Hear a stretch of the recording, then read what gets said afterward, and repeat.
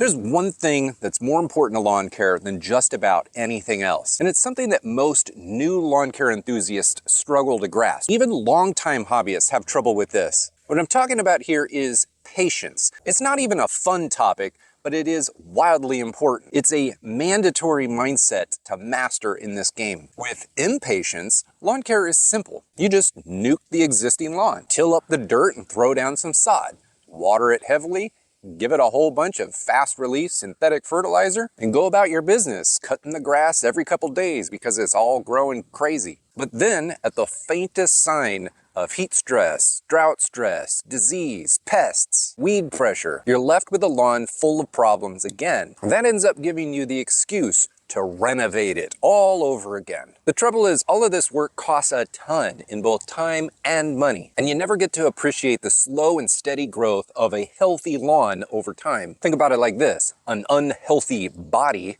cannot be made healthy in a single weekend. It takes a lot of physical work and time to take an unhealthy body and make it healthy. And then it takes a lot of maintenance to maintain that level of health. Our lawns are no different. New sod has shallow roots. It's not going to hold up to chemical weed control very well. It's not going to hold up to drought stress very well. Newly seeded lawns are full of immature grass. That grass hasn't hardened off as well.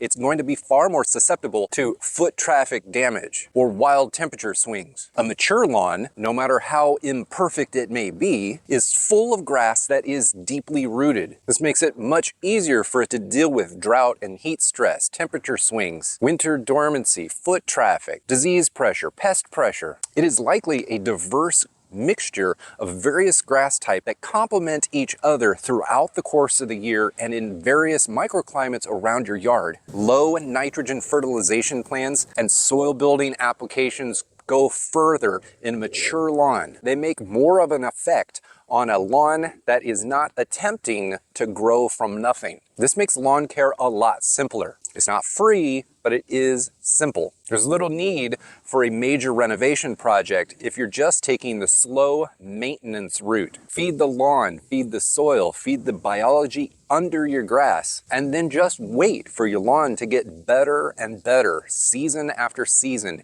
year after year. One of the best ways to truly love lawn care is to learn to embrace the long game. Enjoy the process of slow and gradual improvement. Take joy in nurturing the grass that you do have rather than lusting after the grass that your neighbor has. In this lawn that you see behind me, I've been slowly improving it throughout the season. It was an unloved salad bar of random stuff growing in this front yard when we moved into this house. Eventually, it will be a lawn that is truly beautiful, but I still love it, and I'm still proud of what I've done so far. I certainly could have just tilled everything up and started fresh, but in my opinion, that would have been the most boring route to an improved lawn possible. And I would still have underlying issues in the lawn that wouldn't have been addressed had I taken that route. You see, if you look really closely at this lawn behind me, you'll see that I've let it get wildly out of control. I haven't cut this grass in about 14 days, but I haven't done that for a purpose. It's all part of the gradual process of patient lawn care. Right now, I'm allowing the tubers from nutsedge to grow tall, gangly, floppy leaf material above the ground so that I can kill it off. If I continue to mow the grass like regular, I would have a much harder time killing off the nutsedge in this lawn. Had I nuked the lawn in the spring to do a full renovation, all of those tubers would still be underground, and by this time of the summer, I would still have the exact same problem that I have now. You see, much like a bulb plant, the tubers live underground, and they can't be killed by an above-ground topical spray because they're hiding dormant under the soil. Even if you till it, you're going to bring that stuff back up to the surface and it's going to keep growing. If I had attempted to take the easy way out, I would still be looking at an imperfect lawn months later. Now, after all of these sedges have been killed off, I'm then going to be taking on the job of aerating the lawn and top dressing it with a heavy dose of biochar and worm castings. This is going to help increase the root mass of the lawn, the root depth, and the health of the underground network of roots, rhizomes, and mycorrhiza. This is all part of my root development strategy that I have published over on my website, which I have linked to down in the description below. If I had killed my lawn off to completely start over, I would have a very shallow root mass underground at this time. This would result in a fall lawn that is less dense,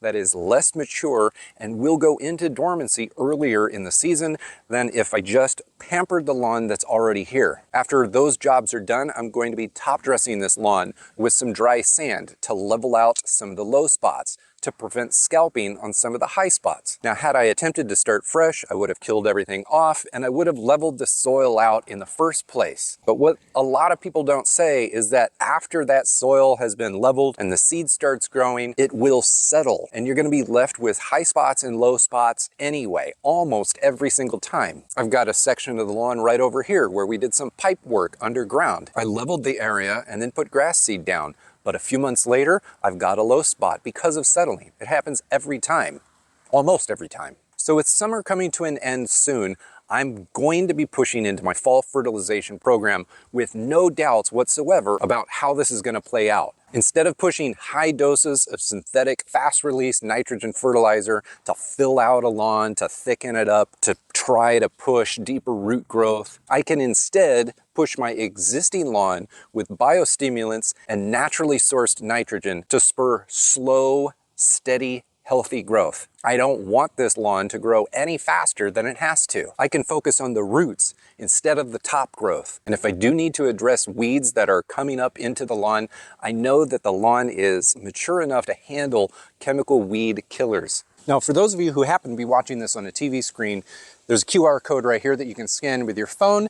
It will take you over to the Turp Mechanic website so that you can see the root development strategy that I use. Of course, there's also going to be a link in the description below. But above all else, I want you to take away from all of this that the slow, steady, gradual improvement of your lawn over time is typically the most rewarding way to go about lawn care. I find it a lot more interesting myself, actually, when you consider how many plants and how many things are growing in the lawn and how many things are living in the dirt under the lawn. The patient lawn care practices that I preach actually teach you a lot more. And the patience that I learned while practicing out here in the lawn, I can take with me to other areas of my life. If you're new to lawn care, the most important thing that you can do out in the lawn to embrace this hobby is to learn patience. Expect slow improvement in your lawn. Don't try to do it overnight. When you know that something is going to take a long time, when you know that there's going to be a lot of steps involved, and you know the benefits of taking all those steps and you systematically go through them one after the other, by the time you get to the other side, you can really enjoy the fruits of your labor